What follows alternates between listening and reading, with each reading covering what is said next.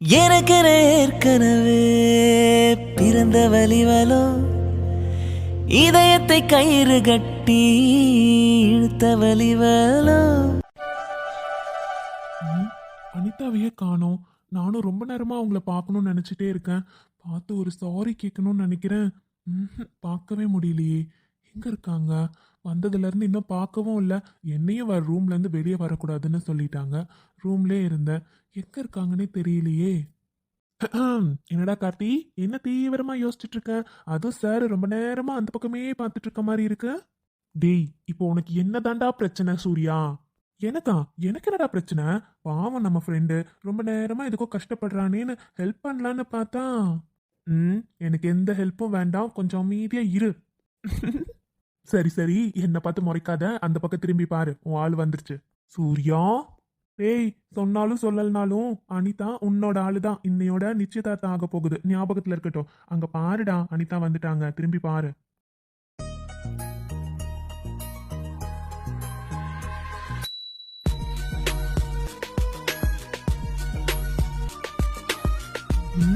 அனிதாவா அது?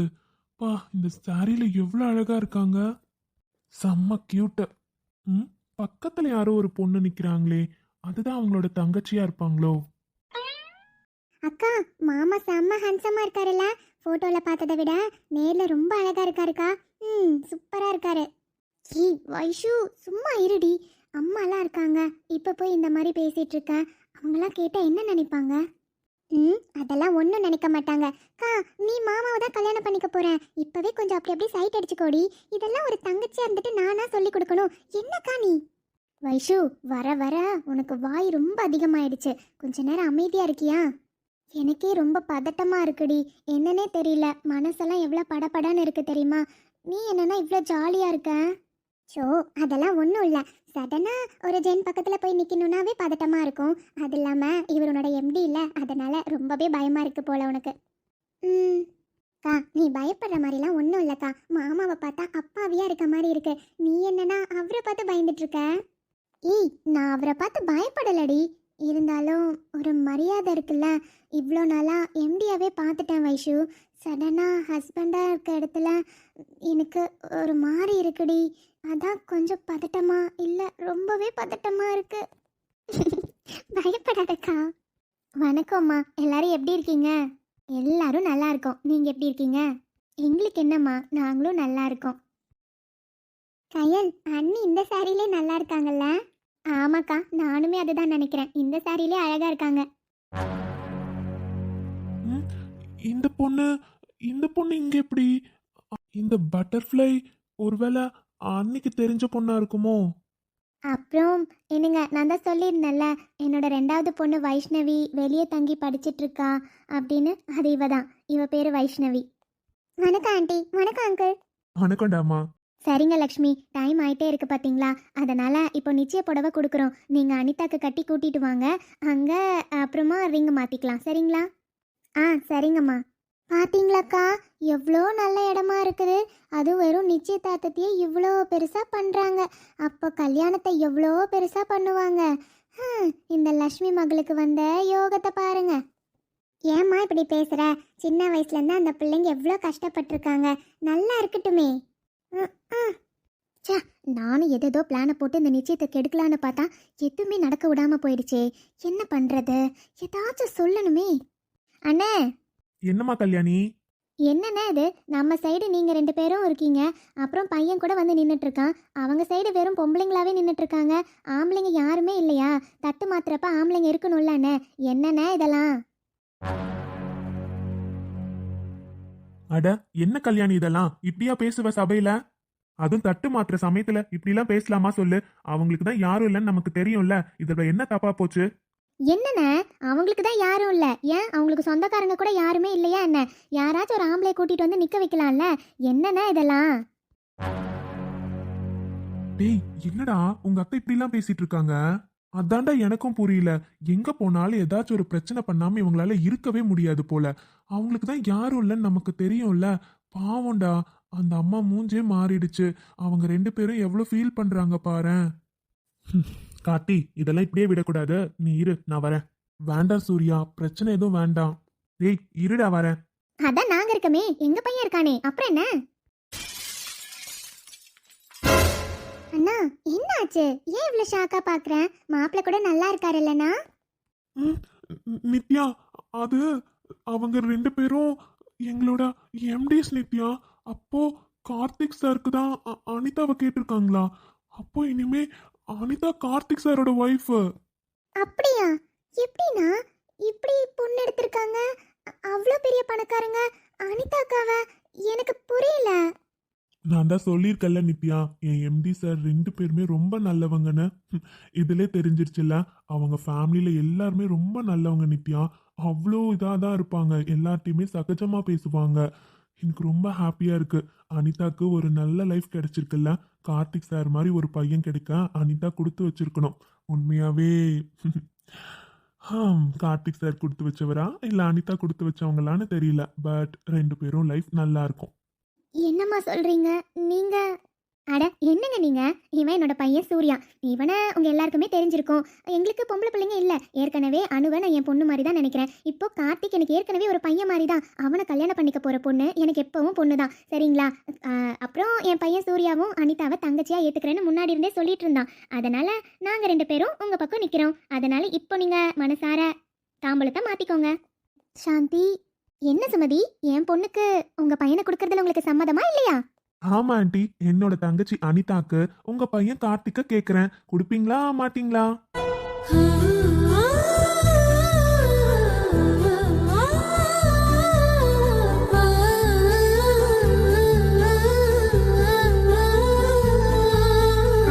இது என்னப்பா கேள்வி? நிச்சயமா என் பையனுக்கு உங்க தங்கச்சி அனிதாவை கல்யாணம் பண்ணிக்கிறதுக்கு ரொம்ப சம்மதம். சரிங்களா? இந்தாங்க, இதுல புடவையும் நகையும் இருக்கு. என் மருமகளுக்கு போட்டு கூட்டிட்டு வாங்க.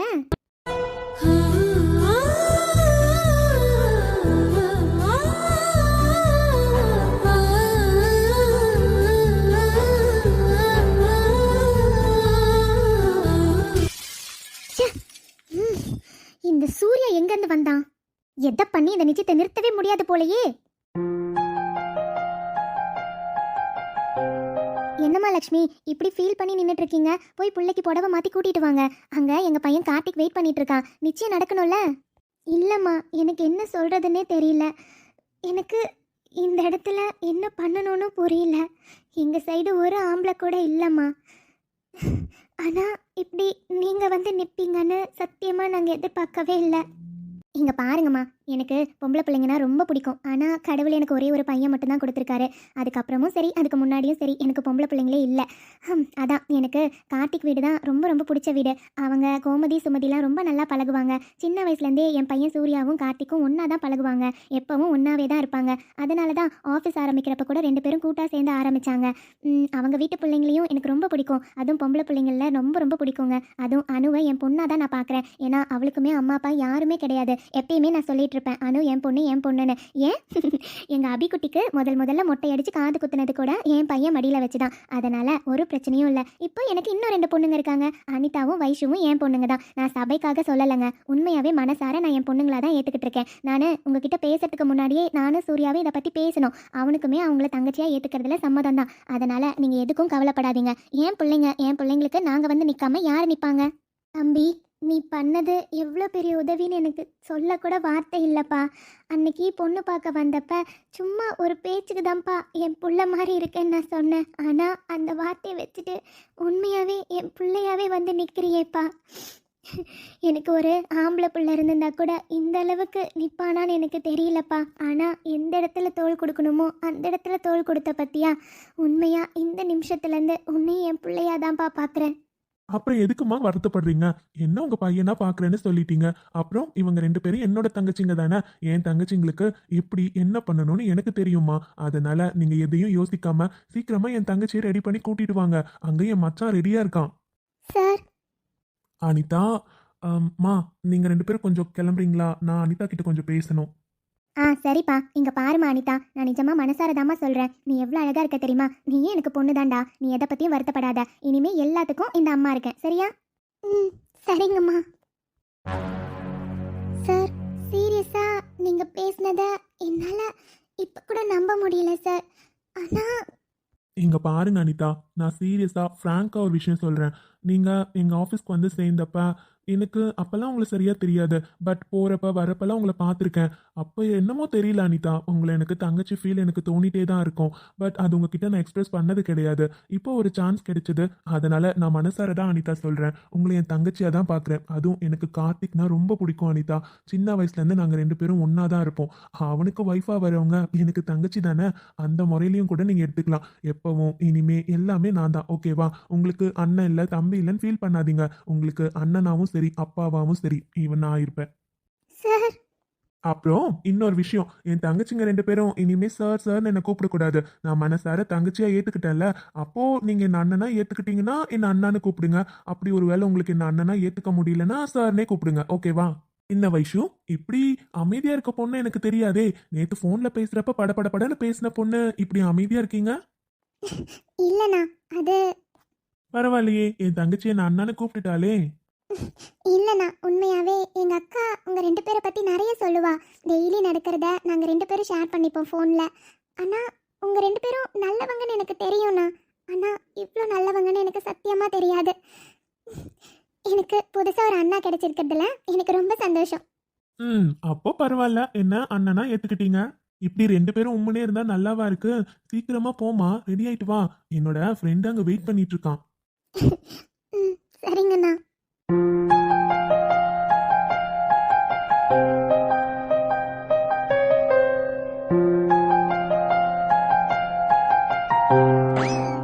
சூர்யா, சீரியஸா நான் இது எதிர்பார்க்கலடா. அட போடா டேய், உண்மையா தான் நான் ஒத்துக்கிட்டேன். ஒன்றும் பிரச்சனை இல்லை. அவங்க 2 பேரும் என் தங்கச்சி தான். பார்த்துக்கோடா மச்சான். என் தங்கச்சி கண்ணுல இருந்து தண்ணி வந்துச்சு. உண்மையாடா, அவங்க கஷ்டப்படுற டைம்ல நீ போய் தோள் கொடுத்த பத்தியா? அங்க இருக்குடா நீ. இங்க பாரு கார்த்தி, உனக்காக நான் என்ன வேணாலும் செய்வேன். ஏன்னா நீ என்னோட பெஸ்ட் ஃப்ரெண்டு.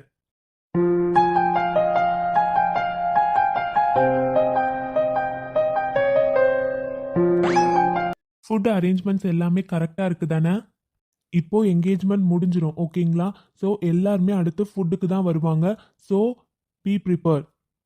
சார், அப்புறம் நிறைய பேர் இப்போவே வந்து ஜூஸு காஃபி டீ இந்த மாதிரி வாங்கி குடிச்சிட்டே இருக்காங்க சார். எப்படி சார்? என்ன நீங்கள் இப்படி சொல்கிறீங்க? கேட்டால் கொடுங்க. அதுக்காக வரவங்க கேட்குறவங்களுக்கு கொடுக்க மாட்டோம்னு சொல்லவா முடியும்? அதெல்லாம் ஒன்றும் இல்லை. வேணும்னா நம்ம எக்ஸ்ட்ரா ஆர்டர் கூட பண்ணிக்கலாம். ஒரு பிரச்சனையும் இல்லை. ஸோ யார் என்ன கேட்டாலும் கொடுங்க. ஓகேவா? Okay sir. சரி, நீங்கள் போய் எல்லா ஏற்பாடும் பாருங்க, போங்க. வைஷு, வரப்ப 2 கொண்டு வா. சித்திக்கும் வேணுமா? சரிம்மா. ஆமா. பார்த்து. அடடா நீ ஒரு பார்வை பார்த்தாய், அழகாய் தான் ஒரு புன்னகை பூத்தாய், அடி நெஞ்சில் ஒரு மின்னல் வெட்டியது, அதிலே என் மனம் தெளியும் முன்னே அன்பே உந்தன் அழகு முகத்தை யார் வந்தென் நிலமார்பில் வைஷு, ஒட்டியது. Are you okay? Yes sir. அப்புறம் இப்படியே நின்றுட்டு இருந்தா எப்படி? கொஞ்சம் எந்திரிச்சு நிக்கிறது ரொம்ப நேரம் பிடிக்க முடியலம்மா. எந்திரிச்சு நிக்கிறீங்களா? சாரி சார், தெரியாம. உங்களுக்கு எப்பயும் இடிக்கிறதே வேலையா வச்சிருக்கீங்களே. பாத்துங்க, கொஞ்சம் பார்த்து நடங்க. கீழே கீழே விழுந்துடாதீங்க. Sorry. It's okay, no problem. ஆனா எனக்கு இப்பதான் தெரியுது நீங்க என் அண்ணியோட தங்கச்சியா? Super super. ஆமா சார், எனக்கும் நீங்க மாமாவோட தம்பின்னு தெரியாது. இங்க பார்த்த உடனே தான் செம ஷாக்கு. அப்புறமா தான் அம்மா சொன்னாங்க. ஆமா, இப்ப எதுக்கு நீங்க என்ன மட்டும் சார் சார்னு கூப்பிடுறீங்க? என்னதான் இருந்தாலும் சார், நீங்க என்னோட ஹையர் ஆஃபீஸர். உங்களை எப்படி நான் என்னன்னு கூப்பிடுறது? சார்னு தானே கூப்பிடணும். அப்படியா? அப்புறம் நேத்து போன்ல மட்டும் பாய் மாமாஸ்னு சொல்லிட்டு வச்சிங்க. அது வந்து சார், அப்போ நீங்க அவரோட தம்பின்னு எனக்கு தெரியாது. எப்படி இருந்தாலும் அக்காவை கல்யாணம் பண்ணிக்க போறவரு மாமா தானே. அவங்களெல்லாம் மாமான்னு தானே கூப்பிடணும். கரெக்டு தான். நீங்க சொல்றது கரெக்டு தானே. அப்போ என் அண்ணா உங்களுக்கு மாமானா நாங்களாமும் மாமா கேட்டகரியில தானே வருவோம். அதுக்கு அதுக்கு இனிமே எங்க எல்லாரையுமே நீங்க மாமான்னு தான் கூப்பிடணும். எங்களுக்கு இருக்க ஒரே ஒரு குழந்தையார் நீங்க தானே. சார். அட என்னம்மா நீ இப்படி இருக்கா? எங்க அண்ணா உனக்கு மாமா தானே. அப்போ அவரோட தம்பிங்க நாங்களும் உனக்கு மாமா முறை தானே வரணும். எப்படியும் வயசுல என்னை விட நீ சின்ன பொண்ணு தான். இல்லை பரவாயில்ல, இனிமே உங்களை நான் வாங்க போங்கன்னு கூப்பிட்டுக்கிறேன். ஆனால் மாமான்லாம் கூப்பிட முடியாது ம் ஏன்? சார். அதெல்லாம் சரியா வராது. இங்க பாருங்க, நீங்களும் நானும் ஒரே ஆஃபீஸில், அதெல்லாம் சரியா வராது சார். அதனால உங்களை வாங்க போங்கன்னு கூப்பிட்டுக்கிறேன். உன்னை இப்படி வம்பு இழுக்கிறது கூட நல்லா தான் இருக்கு பட்டர்ஃப்ளை. உன்னை ஃபர்ஸ்ட் மலையில பார்க்குறப்பவே எனக்குள்ள ஏதோ ஒரு தோற்றம் இருந்துச்சு. அது என்னன்னு எனக்கு தெரியல. மலையில் ஆடுற அழகுல நான் உன்னையே ரசித்தேன். ஆனால் இப்போ என் அண்ணியோட தங்கச்சியாவே இருப்பேன்னு சத்தியமாக நான் எதிர்பார்க்கல. இப்போ எல்லாரும் ஒரே ஃபேமிலியாக இருப்பனும் நான் எதிர்பார்க்கவே இல்லை. பார்க்கலாம். நான் தண்ணி எடுத்துட்டு போலான்னு வந்தேன். அம்மா தண்ணி கேட்டாங்க, போட்டுமா? சரி போ. நான் ஒன்று சொல்லட்டுமா? சொன்னா தப்பா எடுத்துக்க மாட்டீங்களே? சொல்லுங்க மேடம். இல்ல, எல்லாரும் கோட் ஷூட்டு அந்த மாதிரி போட்டிருக்காங்க. நீங்க குர்தா போட்டிருக்கீங்க. உங்களுக்கு இந்த குர்தா ரொம்ப நல்லா இருக்கு சார். பாரா, தேங்க்யூ. உங்களையும் நான் சுடிதார்ல தான் பார்த்துருக்கேன். உங்களுக்குமே நல்லா இருக்கு. அண்ணால நினைச்சாச்சு சின்ன வயசுக்குள்ள கண்ணி மனசுக்குள்ள வண்ண கனவு வந்ததே. கல்யாணம் கச்சேரி எப்போது? என்னப்பா அருண், இன்னைக்கு தான் நீ எங்கள் வீட்டு ஃபங்க்ஷனுக்கே வந்திருக்க. அதுவும் இப்போ தான் வந்த. இப்போ உடனே கிளம்பணுன்னா எப்படிப்பா? நல்லாவாப்பா இருக்கு? கொஞ்ச நேரம் இருந்துட்டு போ. இன்னும் மோதிரம்லாம் மாற்றிப்பாங்க, அதெல்லாம் பார்க்காமே போனால் எப்படிப்பா? பார்த்துட்டு புள்ள சாப்பிட்டு போ. அது ஒன்றும் இல்லைம்மா, எப்பயும் ஆதி கூப்பிட்டுட்டே இருப்பான். நான் நம்ம வீட்டுக்கு எப்பயும் வந்ததே இல்லை இல்லைங்களா. அதான் சரி இந்த ஃபங்க்ஷனுக்காச்சும் வந்துட்டு போகலான்னு தான் வந்தேன். ஆனால் மதர் ஃபோன் பண்ணிகிட்டே இருக்காங்க. அவங்களுக்கு உடம்பு சரியில்லை, ஹாஸ்பிட்டல் கூட்டிகிட்டு போயிட்டு வரலான்னுமா. அதான் ரொம்ப எமர்ஜென்சி, அதனால தான்மா கிளம்புறேன். கண்டிப்பாக இன்னொரு நாள் நம்ம வீட்டுக்கே வந்து எல்லாரையும் பார்க்குறேன். என்னப்பா நீ இப்படியே தான் எப்பயும் சொல்லிட்டு இருக்க, ஆனால் நம்ம வீட்டுக்கே வர மாட்டேங்கிற. சரிப்பா, கல்யாணத்துக்காச்சும் கண்டிப்பாக வந்துடணும், சரியா? அதுக்கு என்னம்மா, என்னோட அண்ணா கல்யாணம், நான் வராமலாம், கண்டிப்பா வந்துடுறேன். சரிப்பா.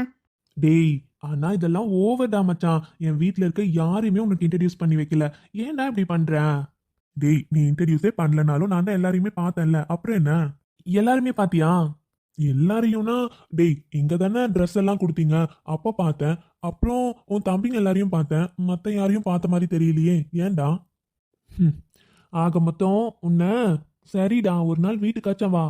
சரிடா, கண்டிப்பா வரேன். இப்ப ரொம்ப டைம் ஆச்சுடா, மதர் வெயிட் பண்ணிட்டே இருப்பாங்க, பாவண்டா வயசானவங்க. நான் கிளம்புறேன். சரிடா, போயிட்டு வா. அண்ணா எங்க போனாரு? இங்க தானே இருக்கேன்னு சொன்னாரு. அவருக்காக தான் ஜூஸ் கொண்டு வந்தேன், காணோம். நானும் ரொம்ப நேரமா தேடிட்டே இருக்கனே, எங்க போயிருப்பாரு? அம்மா, எங்க பார்த்து இந்த பொண்ணு நம்ம கோவில்ல பார்த்த பொண்ணு இல்ல? அந்த பொண்ணு எப்படி இங்க? நான் கனவா? இல்லையே, உண்மையாதான் என் முன்னாடி அந்த பொண்ணு தான் இருக்கான். பூவின் உள் பனித்துளி தூருது தூருது தூருதே, பனியோடு தேன் துளி ஊறுது ஊறுது ஊறுதே, நீராக உன்னுடல் நெளியுது வளையுது மூழ்கவா. அண்ணா. சார், நீங்க அது ஒன்றும் இல்லை அஸ்வின். நான் இங்கே தான் நின்று என் ஃப்ரெண்டு கிட்ட பேசிட்டு இருந்தேன். சடனாக வந்து தெரியாமல் இடிச்சிட்டாங்க. கீழே விழக்கூடாதுன்னு தான் பிடிச்சேன். நீங்கள் எதுவும் தப்பாக நினைக்காதீங்க. சாச்சா, அதெல்லாம் ஒன்றும் இல்லை சார். அது சடனாக அப்படி பார்த்த உடனே எனக்கு சாரி சார், அவ தெரியாமல் வந்து இடிச்சிருப்பான். அட, இதெல்லாம் ஒன்றும் பிரச்சனை இல்லை அஸ்வின். இங்கே எவ்வளவோ கூட்டமாக இருக்கு, தெரியாமல் எதானே இடிச்சுக்கிட்டாங்க. இதில் என்ன தப்பு இருக்கு? ஒன்றும் இல்லை. சரி, நீங்கள் சாப்பிட்டீங்களா? இல்லை சார், அது என்கேஜ்மெண்ட் முடியட்டும், அதுக்கப்புறம் சாப்பிட்லான்னு. ஓகே அஸ்வின். இவங்க நித்யா சார், என்னோட தங்கச்சி. ஓ அப்படியா? ஓகே அஸ்வின். இல்லை, அண்ணி உள்ளே இருக்காங்கல்ல, உள்ள அவங்க கூட போய் இருக்க சொல்லுங்க. நீங்களும் எங்க கூட வந்து அங்கே நிற்கிறீங்க, அவன் தனியாக நிற்பாங்கல்ல, அதனால சொல்கிறேன். Okay sir. சரி அஸ்வின், எனக்கு கொஞ்சம் அங்கே வேலை இருக்கு, நான் கிளம்புறேன். Okay sir. ஏங்க, உங்களுக்கு எதுவும் அடிப்படல? இல்ல. ஓகேங்க, உள்ள அண்ணி கூட போயிருங்க, இங்க தனியா இருக்க வேண்டாம், சரியா? உன்னை முதல் முறை கண்ட நொடியினில் தண்ணிக்குள்ள விழுந்த, அன்று விழுந்தவனின் உயிர் ஆதி அதோ வரேண்ணா.